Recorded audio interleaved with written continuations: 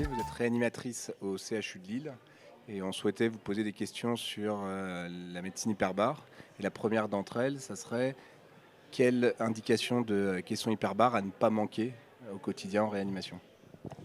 Bonjour Com, merci de la question. Alors, pour les indications à ne pas manquer, la première, c'est l'embolie gazeuse. L'embolie gazeuse qu'on a du mal à confirmer, hein, c'est un diagnostic finalement qui semble simple puisque c'est un contexte associé à des signes cliniques neurologiques ou cardiaques brutaux.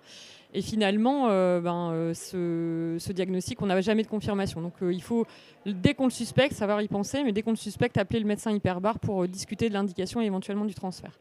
La deuxième indication à ne pas manquer, c'est l'intoxication au monoxyde de carbone. Intoxication au monoxyde de carbone où tout signe clinique objectif et ou perte de connaissance initiale doit faire évoquer l'indication d'hyperbarie parce que ces patients-là seront à risque de faire un syndrome post-intervallaire 10 jours à 3 semaines après, c'est-à-dire des troubles de l'attention, un syndrome extrapyramidal, des troubles de mémorisation et donc qui ne récupèrent pas toujours si on n'a pas fait le bon traitement. Et évidemment, les patients comateux ou en choc cardiogénique sur une intoxication au monoxyde de carbone, c'est une indication particulièrement urgente également.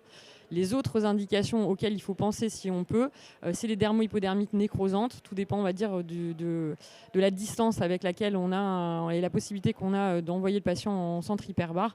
Et la dernière indication, à savoir éventuellement y penser, c'est les fractures ouvertes avec délabrement, notamment les ghissulés 3B et 3C, où on peut avoir un gain tissulaire et en fonction pour les patients par la suite si on les prend en charge précocement.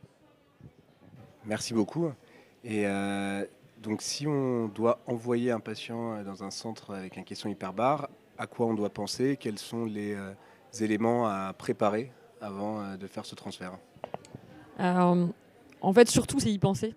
C'est penser à nous, appeler, discuter avec le médecin hyperbare de l'indication, le transférer lorsque c'est en urgence par un SAMU. Lorsque c'est une embolie gazeuse, une intoxication au monoxyde de carbone, il ne faut pas attendre un SAMU comme un secondaire où on pourrait attendre plusieurs heures. Il faut leur préciser que c'est particulièrement urgent parce que chaque heure compte, notamment dans l'embolie gazeuse. Et puis après, le reste, on va s'en charger en fait. On va s'en charger et on va faire effectivement un électrocardiogramme, on va faire et aussi une radio de thorax. On ne pourra pas faire de séance de caisson si le patient a un pneumothorax qui n'est pas encore drainé. Dès qu'il sera, on pourra évidemment. Et puis un électrocardiogramme parce qu'il y a un risque de vasoconstriction hyperoxique et donc de coronaropathie aggravée. Mais dans les situations urgentes, finalement, comme l'embolie gazeuse ou l'intoxication au monoxyde de carbone, c'est la séance de caisson qui va finalement traiter le patient et donc le bénéfice-risque est vraiment très en faveur du caisson hyperbare. Et donc bien sûr on stabilise le patient, mais ça on le stabilise tout au long de son transfert et on continuera à le faire arriver au centre hyperbare.